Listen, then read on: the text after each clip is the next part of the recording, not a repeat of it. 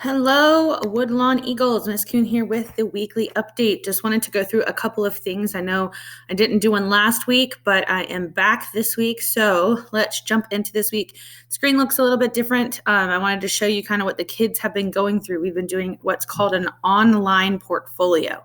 So the kids have been reading this story after 20 years, and each day we had a mini lesson. And then after the mini lesson, they had an opportunity in small groups to work through the activities that they needed to do that day. This allows them to kind of work at their own pace and to talk with their group if they needed help. But we really talked about ownership of their own work this week. So I wanted to go ahead and kind of show you what that is and then show you what's coming up this week. So they click on the picture and it will jump them down to what's going on with the story. So as you can see, these are kind of the files, the main files that they needed. So this is a portfolio assignment, and they can click on there and they can see all of what's going to happen. So during the next 2 weeks, we're going to read this after 20-year story, and here's what you're going to need to do, and they need to be able to turn it in by the 13th. And this kind of gave them what was in the digital portfolio, and here were some other assignments that we were doing that are not a part of the online portfolio, but they are for a grade. So they could see that from the get-go. And then they had the story, so they can bring up the story on their computer and read it. They also had access to a paper copy if they wanted it in class. This is their online portfolio, so they could click on this, and we talked about it, and they downloaded it to their drive, and they've been working on this, but we worked through what is foreshadowing this week, and they filled out this activity. They already know how to do a plot diagram, so they worked on this either by themselves or with their group. Then they had a vocabulary guide, so we were working with synonyms this week, and we've worked with synonyms a lot this year, so this was not a difficult assignment for them. The one that was the hardest was number 11, where they had to read the sentence and this boldface word, they had to pick which other sentence used this word correctly, or I mean, not correctly, but the same way. So it's an appointment made 20 years ago. Sounds a little funny to you, doesn't it? Well, I'll explain if you'd like to make certain it's all straight. About that long ago, there used to be a restaurant, da, da, da, da. So how they use this word straight, they had to read A, B, or C and identify which sentence also used the word straight the same way. But then number 12, they had to come down here and use the word straight in a different way. So they had to read the sentences that they didn't choose, and then they had to create their own sentences using it that way. We worked through it in class. They had questions they could ask, and I came in and helped them. Then I did a mini lesson on points of view. We watched some videos and we read some little snippets of stories and talked about different characters' point of views and how do we know. And so in this story, there was 3 characters, 2 main characters. So a lot of these questions had to do with Silky Bob and Jimmy, and they were describing their different points of view of how they were seeing the same kind of story unfold. Then we did some annotations with characterization. So we talked about something called the STEAL method, STEAL, speech, thoughts, effect on others, actions, and looks. And they went through the story and everything that either Jimmy said, did, his effect on others. If the narrator described him, they highlighted it in blue. And then they did the same thing for Silky Bob. And then we filled out this graphic organizer. Again, they could work in their group. They could ask me questions, or they could work on it on their own, whatever they decided.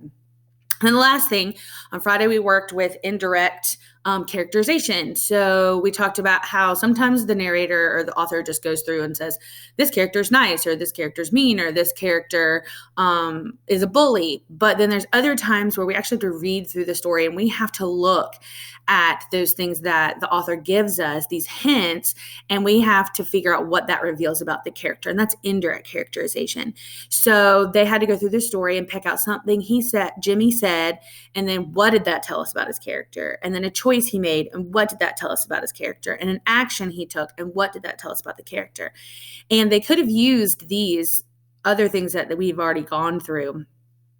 And then they had to do the same thing for Silky Bob. Monday, we're going to watch this little 7-minute video of the story. And they're going to have to go through and answer these questions like, did the music help you determine the mood? And what was the setting like in the short story versus the movie? And what about the characters? They're doing a lot of compare and contrast. And then this leads me into their kind of final what they're going to be doing this week.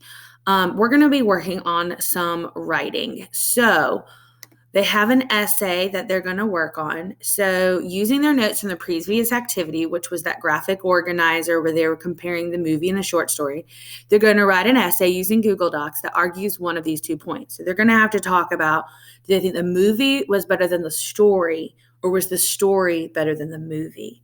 So they're going to have to choose 3 elements from the story to focus on from the previous activities. Or they can choose an idea of their own choice. For each of the 3 elements, they'll need to include actual examples from both the story and the movie, as well as deep analysis of specific reasons why one was better than the other.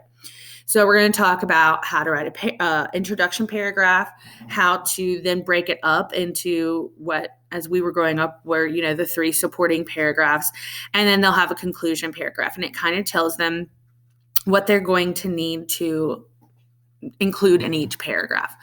And so this is kind of what our focus is going to be on this week, is just this writing piece. I think that we need a lot of work in just writing and supporting our writing with details. So like some of the elements that they could choose was, maybe they chose that the story was better than the movie and the story did a better job of creating the mood, or maybe they did a better job of explaining the characteristics. It was easier to kind of tell from the story versus the movie, and then they'd have to go in and find their examples. So they can work on this essay as a group, but what they write down as their own, they're going to have to develop their own essay. So they can talk to each other and get ideas, and they can kind of, have the same focus in their introduction and the same focus in their paragraphs and the examples and stuff, but they're going to have to write it themselves, like type it out themselves. So, and then I'm working on their rubric down here, but they also have access to their rubric. So if they go over, this was just the detailed, again, of just the essay directions. But if they keep going over one more, there's actually their rubric. So I'm going to bring it up for you just so you can kind of see the full picture of it. So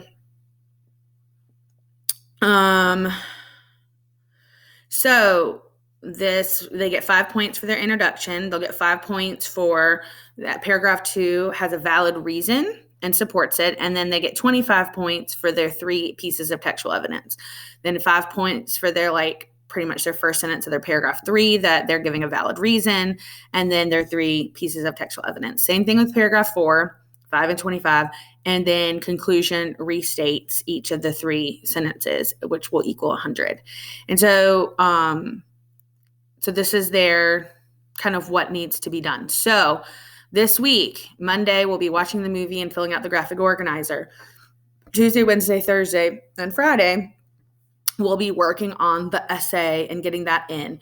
Their portfolio needs to be done by Friday. So that's everything we worked on this past week: the foreshadowing, the indirect, the characterization, that big portfolio that you saw.